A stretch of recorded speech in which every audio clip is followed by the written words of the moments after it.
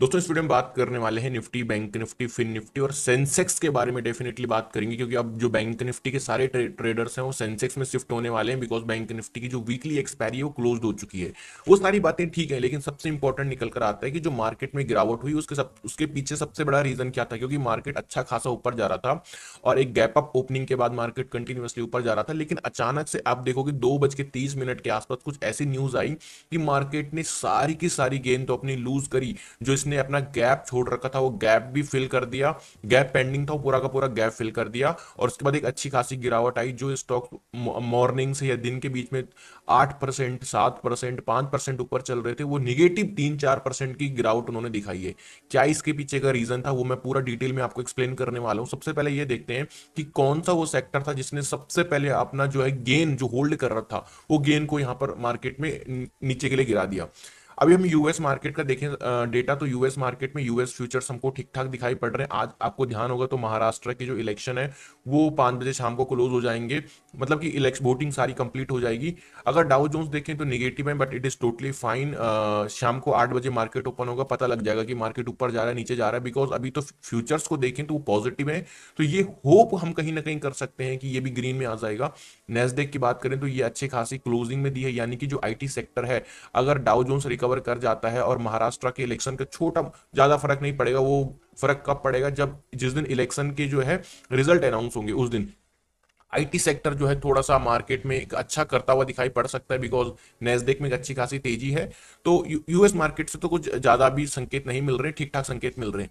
अगर हम अपनी वॉच लिस्ट में जाके देखें तो कौन सा वो सेक्टर था जो मार्केट में होल्ड कर रहा था और बाद में उसने सबसे ज्यादा गिरावट दिखाई जब मार्केट में फॉल आया। तो उनमें से अगर हम देखें तो let me just, I think ये भी अपडेट नहीं हुआ, आई थिंक, है ना। हाँ, अपडेट नहीं हुआ, मैं इसको रिफ्रेश के लिए डाल देता हूँ। हम तब तक न्यूज की बात कर लेते हैं कि वो कौन सी न्यूज थी।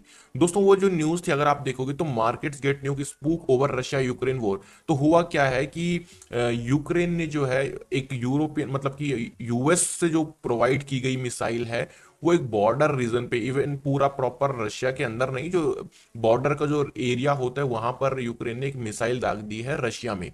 अब यहां पर जो है इनकी सहनशीलता जो है पुतिन काफी दिखा रहे थे, लेकिन यूक्रेन भी कम नहीं है भाई। यूक्रेन चुप बैठ, मतलब छोटा सा देश है, चुपचाप बैठे अपना क्यों पंगे ले रहा है, पर अब ठीक है भाई उनका। तो यहाँ पर क्या हो रहा है कि रशियन के जो प्रेसिडेंट है Vladimir Putin threaten to go nuclear amid missile strikes by Ukraine deep in enemy territory enabled by US, the sudden escalation in Russia Ukraine conflict unnamed. तो यहाँ पर क्या है, इसमें इन्वेस्टर्स का काफी लॉस हो रहा है। तो ये जो रशिया के प्रेसिडेंट हैं व्लादिमीर पुतिन, ये कह रहे हैं कि भाई देखो हमारी सहनशीलता खत्म होती जा रही है। और यहां पर जो है हम अपने, इन्होंने अपने आर्मी को साइन कर दिया है, साइन कर दिया, अप्रूवल दे दिया है कि आप भी जो है अपने न्यूक्लियर वेपन्स को तैयार कर लो। अगर ये नहीं मानते हैं तो ईंट का जवाब आप भी पत्थर से दो। तो ये जब इन्होंने साइन किया, वो अप्रूव किया अपने न्यूक्लियर वेपन्स को, अपने आर्मी को ये अप्रूवल दिया, तो वहां पर कहीं ना कहीं मार्केट में पैनिक क्रिएट होने लगा और मार्केट धड़ाम से वहां से गिरा। इवन यूएस मार्केट का फ्यूचर्स भी गिरे थे, इंडियन मार्केट्स भी गिरे और लगभग सारे मार्केट्स गिरे। अभी यहाँ पर ये विवाद चल रहा है, तो इसका क्या निकल कर आता है ये देखना जरूर डेफिनेटली रहेगा। तो यही जो मेजर न्यूज थी कि जो न्यूक्लियर वेपन्स वाली जो न्यूज थी कि पुतिन ने जो है उनका अप्रूवल दिया, अपनी आर्मी को साइन किया है कि आप भी इनकी तैयारी कर लो, और अगर ये सीधी बात से नहीं मानते हैं तो आप भी जो है यूक्रेन पर इसका अटैक करना शुरू कर दो। तो ये कहीं ना कहीं इनकी जो एक सहनशीलता होती है वो खत्म होती, मतलब कम होती जा रही है। रशिया की एक एक लेवल होता है, एक मतलब टॉलरेंस का, वो अगर मतलब कोई बार बार तुम पे अटैक किया जा रहा है तो तुम भी उसका फिर जवाब दे सकते हो। तो बस वही जो है यहाँ पर ये न्यूज जैसे बाहर आई, मार्केट बहुत तेजी से, क्योंकि न्यूक्लियर वेपन्स की जब बात आती है दोस्तों तो कहीं ना कहीं ये पैनिक क्रिएट होता है, क्योंकि इससे एक कंट्री को नुकसान नहीं होता। ये जो दो लड़ने वाली कंट्रीज है उनको नुकसान नहीं होता, इससे सबको नुकसान होता है। क्योंकि देखो क्रूड ऑयल जो है सबसे ज्यादा अभी इंडिया को एक्सपोर्ट कर रहा है, इंपोर्ट इंपोर्ट इंडिया जिससे कर रहा है वो रशिया है, और यूक्रेन से भी काफी ज्यादा इनका लेन देन है। तो कहीं ना कहीं मार्केट्स पे इसका इफेक्ट पड़ता है। बाकी अगर हम F I I D I आई का डेटा की बात करें तो एफ आई आई ने अगेन एक 3400 करोड़ की बिकवाली करी है, जो आपका लास्ट मंडे का ट्रेडिंग सेशन था, और सॉरी ट्यूसडे का ट्रेडिंग सेशन था। तो एफ आई आई जो है, अगर मैं बात करूं आपका 1 अक्टूबर से लेके और ऑलमोस्ट 20 नवंबर होने वाले हैं। लगातार 1 अक्टूबर से 20 नवंबर तक इन्होंने कंटिन्यूअसली बिकवाली करी है। कल भी ये है 3400 करोड़ की बिकवाली करें और डीआईआई थक नहीं रहे हैं, वो भी खरीदारी जम के कर रहे हैं। इन्होंने भी 2700 करोड़ के आसपास की खरीदारी करी है और एफआईआईज ने 3400 करोड़ की बिकवाली करी है। दोस्तों हम आते हैं चार्ट्स पे। ये निफ्टी का चार्ट्स आप देखोगे कि पूरी की पूरी गेन इसने खत्म कर दी थी। मैं इसको एक बारी 4 आवर के टाइम फ्रेम पर लेके चलता हूँ। 4 आवर के टाइम फ्रेम पर देखो अच्छा खासा मार्केट बुलिश जा रहा था। अब मैं इसको एक बारी 1 डे के टाइम फ्रेम पर भी ओपन करूंगा एंड मैं आपको एक बहुत इंपॉर्टेंट चीज बताना चाहता हूँ, वो है 200 एक्सपोनेंशियल मूविंग एवरेज। काफी लोगों को ये कहना है कि मार्केट ने अगेन 200 एक्सपोनेंशियल मूविंग एवरेज के नीचे क्लोजिंग दी है। अगर आप मेरी वीडियो रेगुलरली वॉच करते होंगे तो मैंने कहा था कि मैं मेरा मानना क्या है, मैं 200 ईएमए को थोड़ा सा अलग स्टाइल से देखता हूँ। मैं मेरा क्या अप्रोच रहता है देखने का कि जब तक ये 200 ईएमए के नियर बाई कामकाज कर रहा है मैं इसको एज अ सपोर्ट ही मानता हूं। मैं कभी नहीं कहता हूं कि मार्केट ने अपने 200 ईएमए को ब्रेक डाउन कर दिया है या यहां से गिरावट आएगी, यहां से तेजी आएगी। अगर मार्केट गिरते गिरते गिरते आ रहा है और 200 ईएमए के 100-150 पॉइंट के दायरे में काम कर रहा है, स्टिल मैं इसको सपोर्ट मानता हूं। अगर मार्केट बढ़ रहा है और 200 ईएमए के रजिस्टेंस से ऊपर निकल गया तो स्टिल मैं इसको रजिस्टेंस की तरह मानता हूं। तो यहां पर क्या हुआ था, इसने सपोर्ट है तो क्लोजिंग इसने नीचे दी थी लेकिन फिर भी सपोर्ट लेके ऊपर निकल गया। अभी भी आप यहां पर घबराने वाली कोई बात नहीं, आप अभी भी 200 ईएमए को सपोर्ट ही मानो। अनटिल और अनलेस यहां से 100 से लेके 200 पॉइंट की गिरावट नहीं हो जाती तब हम मानेंगे कि भाई इसने 200 ईएमए को ब्रेक डाउन कर दिया और अब यहां से एक बड़ी गिरावट आ सकती है। फिलहाल दोस्तों अगर मैं लेवल्स की बात करूं यहां पर तो 15 मिनट का टाइम फ्रेम मैं ओपन कर लेता हूं। जो इंपॉर्टेंट लेवल्स हमारे लिए रहने वाले हैं थर्सडे के ट्रेडिंग सेशन के लिए, क्योंकि उस दिन निफ्टी की भी एक्सपायरी होने वाली है।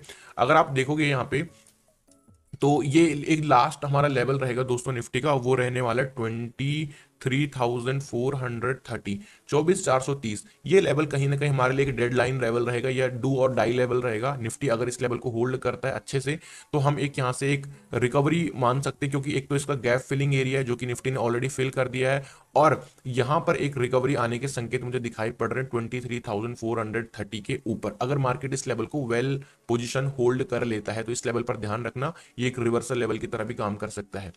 अगर मैं दूसरा लेवल बात करूं निफ्टी में अगर दोस्तों तो वो होने वाला है 23,620।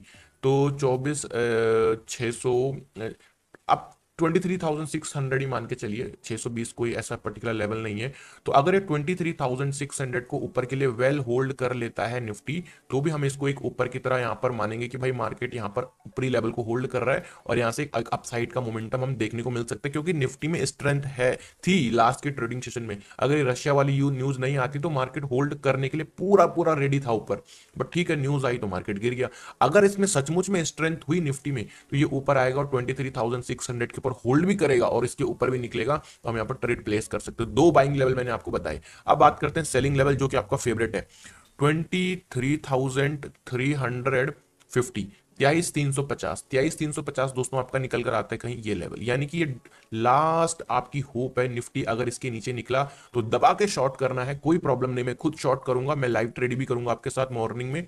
और 23,350 के नीचे जो है यहाँ पर हम एक शॉर्ट ट्रेड करने वाले हैं। ये रही निफ्टी की एनालिसिस। अब बात करते हैं दोस्तों यहाँ पर दूसरा जो हम ट्रेड करने वाले हैं वो है सेंसेक्स, क्योंकि मैंने बताया अब बैंक निफ्टी की जगह कहीं ना कहीं सेंसेक्स लेने वाला है। अभी नहीं लेगा तो कुछ दिन बाद लेगा, लेकिन हम इसकी एनालिसिस अभी से स्टार्ट कर दे रहे हैं। ये 1 आवर का टाइम फ्रेम है और इसको मैं एक बारी दोस्तों क्या करूंगा 1 डे के टाइम फ्रेम पर ओपन करूंगा सेंसेक्स को। तो this is the 1 day time frame. अगर आप दोस्तों यहाँ पर सेंसेक्स को देखोगे तो मैं अगेन एक 200 में प्लेस, आप देखिए how beautifully it has taken a support on 200 exponential moving average. Still Sensex is not a weak. Sensex यहां से एक रिवर्सल लेने का ट्राई कर सकता है बिकॉज अभी वीक नहीं हुआ है अगर सब कुछ अच्छा चलता रहा तो। अब अगर सपोर्ट लेता है तो छोटे टाइम फ्रेम पर हम कैसे ट्रेड कर सकते हैं, 15 मिनट के टाइम फ्रेम पर इसको समझते हैं। लेवल्स मैं जो बताता हूं दोस्तों ये बहुत कारगर लेवल रहते हैं, बहुत इंपॉर्टेंट लेवल रहते हैं। प्लीज इन लेवल्स को सीरियसली लिया करो, अगर आप इनको सीरियसली लोगे definitely you can make money. अगर मैं बात करता हूं दोस्तों सेंसेक्स में तो हमारा जो फर्स्ट बाइंग लेवल रहेगा दैट विल बी 77,200। तो 77,200 मैं आपको लेवल क्या करता हूं यहाँ पर लगा के दे देता हूं सो दैट आपको समझने में जो है थोड़ा हेल्प रहे। तो ये रहेगी लास्ट डेडलाइन और आप कह लो डू और डाई लेवल। इस लेवल को अगर वेल होल्ड कर जाता है सेंसेक्स तो हमको इस लेवल से एक बाइंग देखने को मिल सकती है। So this is the first buying level. और जो दूसरा बाइंग लेवल रहेगा दोस्तों दैट विल बी 77,750। तो 750 मानी कि तुम्हारा 750 ये रहा। तो यानी कि अगर सेंसेक्स मान लीजिए ये लेवल ये लेवल। तो अगर क्या होता है सेंसेक्स में दोस्तों, ये इस लेवल के ऊपर, मान लो मैं ये नहीं कह रहा हूं कि 9 बज के मार्केट 15 बजे 9:15 पे ओपन हुआ और पहली कैंडल में ऊपर निकल गया तो बाय कर लेना, नहीं, डेफिनेटली इस कंडीशन में आपको बाय नहीं करना है। किस कंडीशन में बाय करना है, मार्केट करीबन 9:25 के बाद अगर इसको ऊपर के लिए निकाल रहा है, 77,750 को अच्छे से मार्केट होल्ड कर रहा है, तो हम यहाँ पर एक बाई साइड का ट्रेड प्लेस कर सकते हैं और ऊपर के टारगेट हम यहाँ पर रख सकते हैं। तो ये हमारी सेंसेक्स में बाइंग साइड का सेकंड लेवल रहेगा। सेलिंग लेवल की बात करता हूं, 77,000 के नीचे हम सेंसेक्स में दोस्तों एक्सट्रीमली बियरिश और शॉर्ट करके चलने वाले हैं। अब यहां पर मैं बता देता हूं कहां पर है 77,000 का लेवल, ये रहा आपका ये लेवल।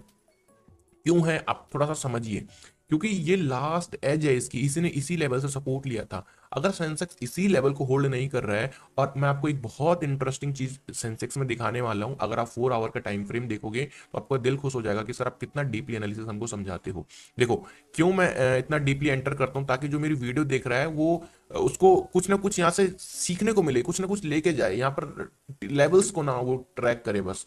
तो यह ये देखिए मैंने 1 डे का टाइम फ्रेम ओपन किया है। सो आपको एक इंटरेस्टिंग चीज देखने को मिलेगी कि सेंसेक्स ने इस लेवल पर सपोर्ट लिया, फिर आया, फिर सपोर्ट लिया, फिर आया, support support support support and ऊपर गया अगेन, ये ट्रेंड लाइन सपोर्ट है। और ये लेवल पता कौन सा है, ये लेवल है आपका 77,000 का। तो अगर सेंसेक्स 77,000 के नीचे होल्ड करने लगता है तो ये हमारे लिए सेलिंग लेवल की तरह काम करने वाला है। आई होप कि आप समझ गए होंगे कि कितना इंपॉर्टेंट ये लेवल है, इसके नीचे सेलिंग करनी है। अब बात करते हैं यहाँ पर बैंक निफ्टी के बारे में। तो वैसे बैंक निफ्टी की अब मंथली एक्सपायरी है 27 नवंबर को, बट कई लोग ट्रेड करने वाले क्योंकि प्रीमियम सस्ते हो गए होंगे। तो अभी हम देखने वाले हैं कि बैंक निफ्टी में 200 ईएमए कहां पर है। 200 ईएमए से काफी ऊपर अभी जो है बैंक निफ्टी चल रहा है, थोड़ा सा अच्छी रिकवरी दे रहा था, लेकिन वो न्यूज ने सारा काम खराब कर दिया है। बट ठीक है, अगर स्ट्रेंथ होगी तो मार्केट अगेन इस स्ट्रेंथ को ऊपर के लिए रिगेन कर लेगा। स्ट्रेंथ तो दूर दूर से नहीं दिखाई पड़ रही है बैंक निफ्टी में, ये मार्केट में, क्योंकि एफआईआईज लगातार बेच रहे हैं, लगातार बेच रहे हैं, पता नहीं क्यों, क्या हो गया है भाई इनको। ओके, थोड़ा बहुत इनको अब रुकना चाहिए यार, 1 अक्टूबर से बेच रहे हैं, 1 महीना 20 दिन हो चुके हैं। बैंक निफ्टी की बात करें तो ये बैंक निफ्टी का डू और डाई लेवल होने वाला है, एंड दैट विल बी 50,300। अगर इस लेवल को बैंक निफ्टी वेल होल्ड कर जाता है तो बहुत अच्छी बात है, यहाँ से एक रिकवरी देखने को मिल सकती है। बट अगर नहीं होल्ड करता है तो फिर नीचे गिरेगा। बट ये लेवल हमारे लिए क्या कर सकता है, एक रिवर्सल की तरह काम, रिवर्सल की तरह ये लेवल काम कर सकता है। 50,300 पहला बाइंग लेवल। जो दूसरा बाइंग लेवल रहने वाला है बैंक निफ्टी में, दैट विल बी, उसको 15 मिनट के टाइम फ्रेम पर देखते हैं दोस्तों। तो वो लेवल आपका रहेगा 50,000, कौन सा लेवल है, 50,600, 50,600, यानी कि ये। तो ये जो बिग रेड कैंडल बनी है, ये यही जो विक्टिम थी मार्केट में नीचे, वैसे इसने अपना गैप भी फिल कर दिया, तो ये एक बहुत अच्छी बात है। अगर ये 50,600 को होल्ड करता है, 9:25 के बाद ऊपर जाता है मार्केट और इस लेवल के ऊपर होल्ड करता है, तो एक बाई साइड का ट्रेड हम ऊपर के लिए ले सकते हैं।